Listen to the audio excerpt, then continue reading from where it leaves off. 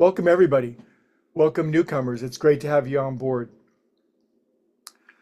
This is the first formal week of the year, it feels like, and we've sort of made a commitment this week to come back to fundamentals like a virtuoso musician might come back to playing their scales or their arpeggios, or anybody who's extraordinarily good always knows the benefit, the value, also the great joy of coming back to the simple, most fundamental principles and practices of life that we know through time-honored experience deliver the best possible life.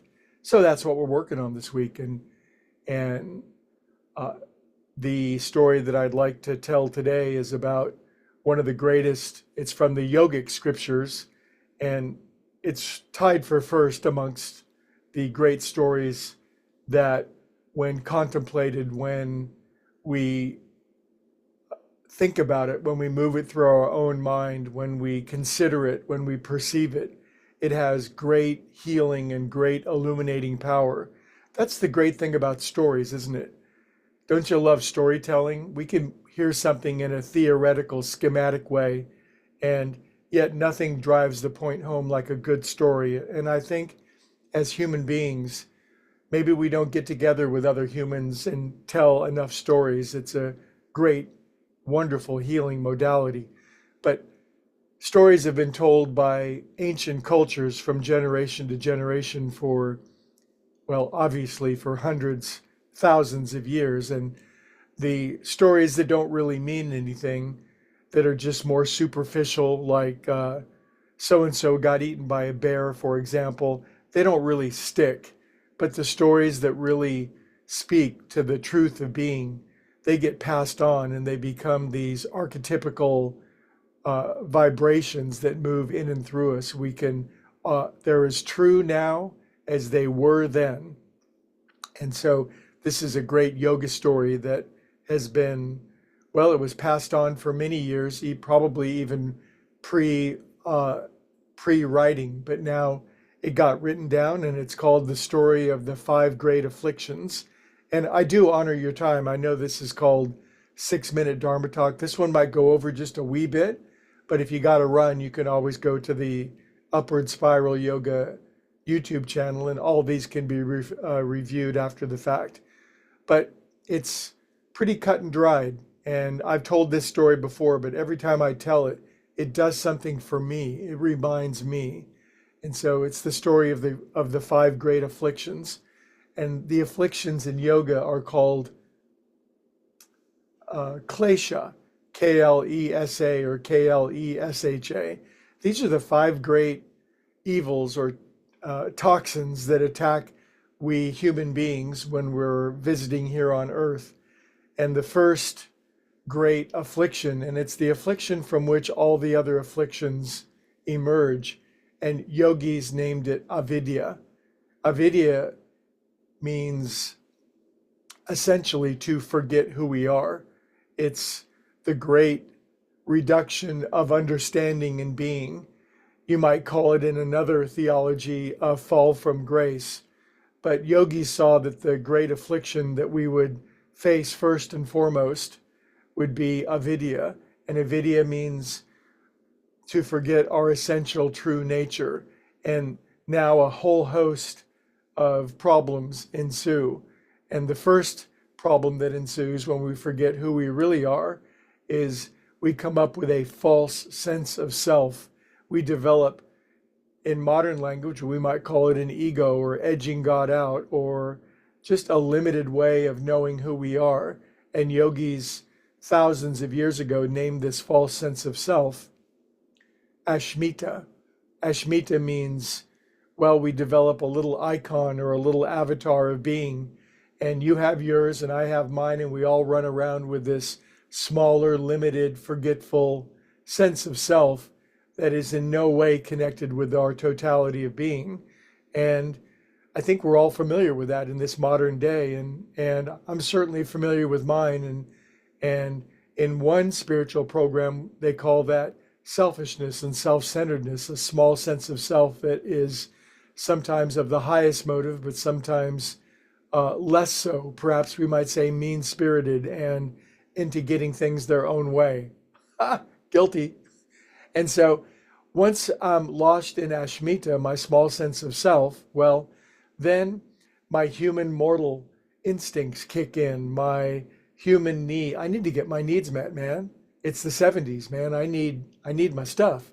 And so it's we start to scour the world and we begin to marshal our own self-will in whatever capacities we have to get what we want, to get our needs met. And this human mortal need to get what we want and what we need to make it through life, which is perfectly natural and instinctual, it branches out into two things. And it branches out, the first thing it branches out into is called raga, R-A-G-A. Raga means I, from my limited small sense of self, I'm a little teeny organism in a very large universe.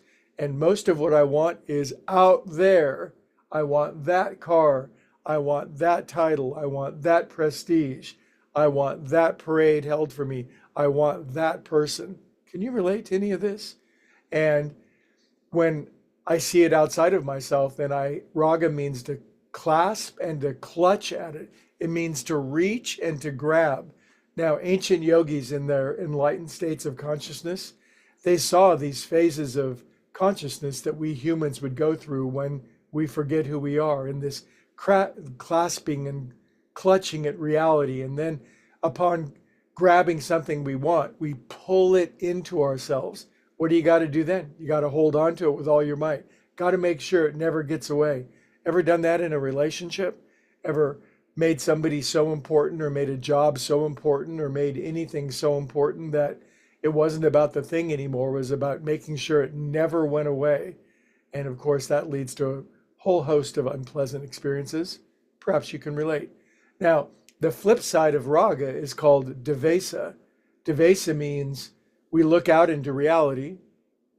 There's a lot out there, and we see things we don't like. Can you relate? People, places, things, institutions, politics, politicians. We could increase this list, could we not? But we see what we don't like, and then devesa means to repel or to try to repulse it, push it away, resist it, make it go away.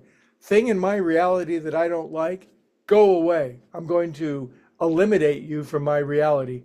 Unfortunately, there's a great spiritual principle that says that which we resist, persist, that which we struggle against, paradoxically, it increases. So devesa actually doesn't really work. Pushing against what we don't like actually brings more of it into our life. Now, we've forgotten who we are, avidya. Ashmita has kicked in. I'm now living from a small, limited, forgetful sense of self, the wrong identity. Then raga and devesa kick in. I better get that. I think I'll clutch and grab for it and then hold on to it with all my might. Or I don't like that. I think I'll push against it and create a blog and try to make sure that it goes away. Now, can you imagine the tension, the fear, the worry, the dread that builds up in this small, limited human being? Well, that's the fifth great klesha. And yogis saw this, and all saints and sages from all times have seen it. Those four afflictions lead to the final affliction, and it's called abhinavesa. And abhinavesa essentially means fear, but the largest fear is fear of death. Fear of death, a small, limited sense of self, clutching and grasping in the world for what it wants, desperately trying to hold on to it, fearful that somebody else is going to get it, and always being attacked by something external to oneself that's pushing on us, leads to fear and fear of death. Well, I'm going to be extinguished and eliminated. I'm going to become extinct. And while some people suffer from fear of death, so, obviously some do, some don't, but I think we all can say we suffer from fear. And fear is the affliction that attacks people who've forgotten who they are. Now, we would be somewhat screwed if all the saints, sages, and mystics from their expanded states of consciousness hadn't seen this, but then also seen the answer to it. There is a solution. almost none of us like the self-searching leveling of pride that was required to undergo this solution, so to speak. I'm borrowing from another spiritual scripture. But the cure is, if forgetting is the problem, guess what the solution is? Remembering. And to remember is the solution to those afflictions. Remembering in yoga is called vidya. It means simply to remember who we are. Well, Greg, tell me, how do I remember who I am? Well, we're doing it right now. We're doing it right in this very moment because we're living in the present moment. We're meditating. We're gathering with other like-minded souls. We're telling stories. We're reverting to the highest that we know. And we're all doing our very best to relate the stories, the ideas, the principles, the practices.